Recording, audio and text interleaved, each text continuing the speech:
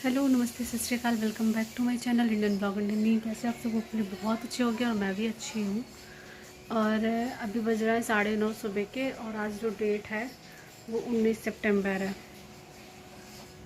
तो यहाँ पे जिसको जहाँ जाना था सब लोग चले गए हैं।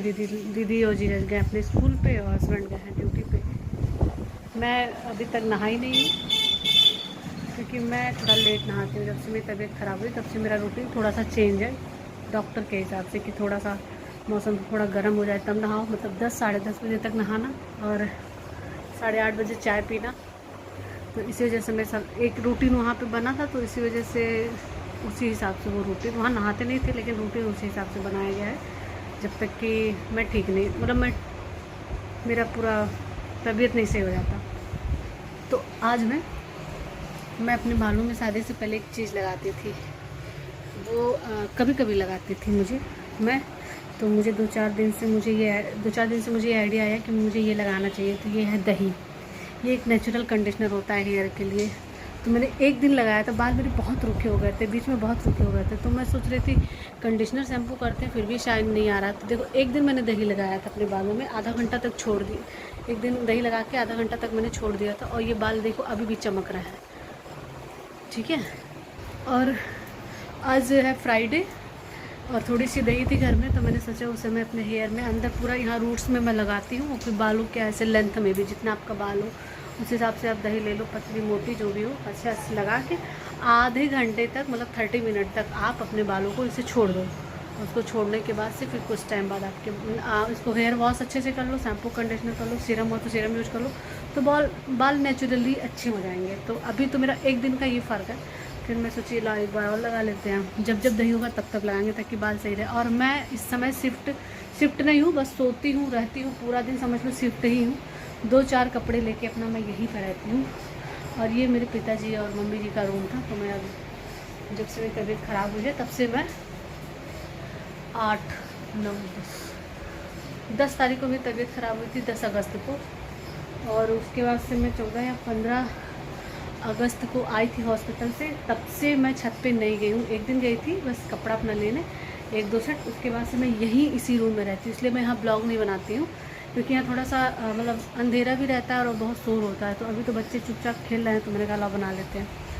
और आज मौसम इतना बढ़िया है, खाली बारिश हो रही है मस्त वाली। रात से ही बारिश, इस समय बहुत बारिश हो रही है।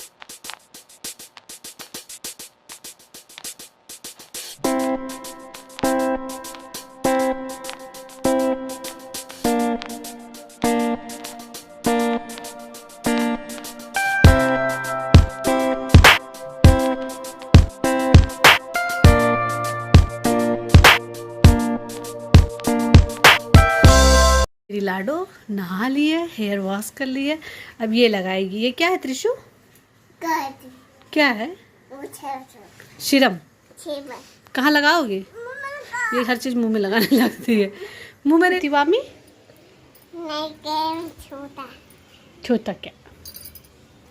कंघी कर दें आपकी? रुक जाओ, कंघी कर। इच्छा तो नहीं कर ली, जो नहीं कर ली है। ये टैडी है, इनको देखो, महाराज धीराज टैडी इनका है ये वाला। आपका टैडी कहाँ है बेटा? ये ना, आप यहाँ खड़ी हो। अरे अरे देखो लड़ाई। त्रिशु नो।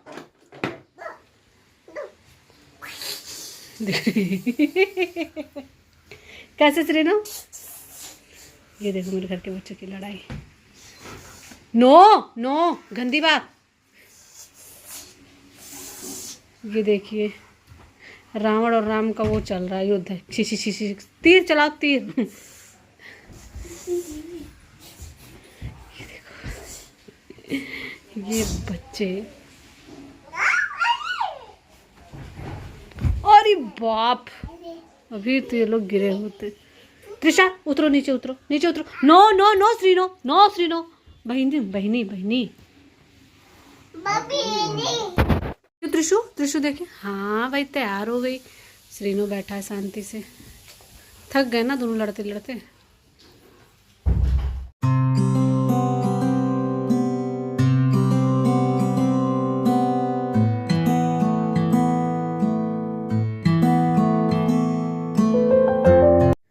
तो मैं हेयर वॉश करके और फिर कंडीशनर करके मैं ऐसे सो गई थी। फिर बाल को मैंने कंघी भी नहीं किया है, तो इस तरीके से हो जाता है। ये थोड़ा और शाइन कर रहा है, लेकिन यहाँ पे थोड़ा लाइट पूरा प्रॉपर नहीं है तो पता चलता। मैं जब इसको मतलब कॉम्ब करूँगी तो ये शायद सही हो जाएगा। तो अभी मैं फ़िलहाल चाय बना रही हूँ, मुझे चाय पीना है। तो मेरे बाल इतने बड़े बड़े हैं, कुछ छोटे कुछ बड़े। इस तरीके से मैं इस तरीके से कट ही करती हूँ कि छोटे बड़े रहे। छोटे बड़े बाल मुझे अच्छे लगते हैं। अभी मैं कंघी करके आ गई क्योंकि बाल मुंह पे आ रहा था ना, तो बहुत गर्मी सा लग रहा था।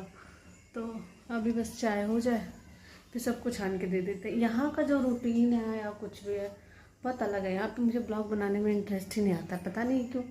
और जब मैं मायके में थी तो पता नहीं नया नया था इसलिए या क्या था, शादी से पहले तरह तरह का दिमाग चलता था। अब पता नहीं क्यों ज़्यादा मैं सोचने लगी हूँ कि क्या बनाऊँ, कैसे बनाऊँ, या मतलब लोग कुछ कहेंगे तो नहीं। क्योंकि ये जो यहाँ पे जो ब्लॉग बनता है, ये दो मतलब मेरे वहाँ के भी लोग क्या सोचेंगे, यहाँ के लोग क्या सोचेंगे, कुछ अलग सा दिमाग में चलता है।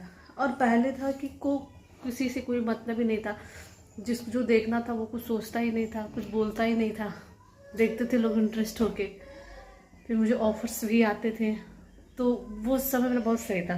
बट यहाँ पे मैं 2-4 दिन कोशिश भी करती हूँ, फिर मन भी मेरा नहीं लगता है। कुछ चीज़ें मेरे में भी कमी है, मतलब मैं कितना भी कोशिश कर लूँ मेरा मन ही नहीं लगता है।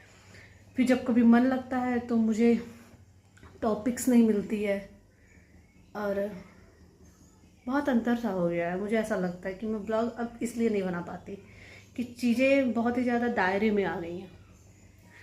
मतलब ये नहीं है कि ब्लॉग बना रहे, लेकिन अपने आप की मेरी थिंकिंग जो है वो बहुत दायरे में आ गई है। वो बहुत कुछ सोचना, क्या दिखाना है क्या नहीं दिखाना है। हालांकि ये सब मैं नहीं सोचती क्या दिखाना है क्या नहीं, जो दिख जाए दिख जाए। तो इतना ज़्यादा सोच लेंगे तो फिर बनाएंगे क्या, नहीं सोचते सोचते। पर हाँ, मुझे प्रॉब्लम होती है पहले से ज़्यादा ब्लॉग बनाने में। अब जैसे कोई आ गया तो पहले मैं बोल लेती थी, अब मैं बोल नहीं पाती। कोई आया तो फ़ोन बंद कर दो, फ़ोन नहीं बोल रहा है, क्या कर सकते हैं। पता नहीं क्या चलता रहता है मेरे दिमाग में। अंतर तो होता है, बाकी पता नहीं। कोई कुछ कहता नहीं है यहाँ पे कि तुम क्यों बना रही हो, ऐसे क्यों बना रही हो, ऐसे क्यों बना रही हो। ऐसा नहीं, अपने दिमाग में मेरे चलता है, अपने खुद के। ज़्यादा शायद समझदार हो गए हैं। चलो ठीक है, अभी बाद में मिलते हैं।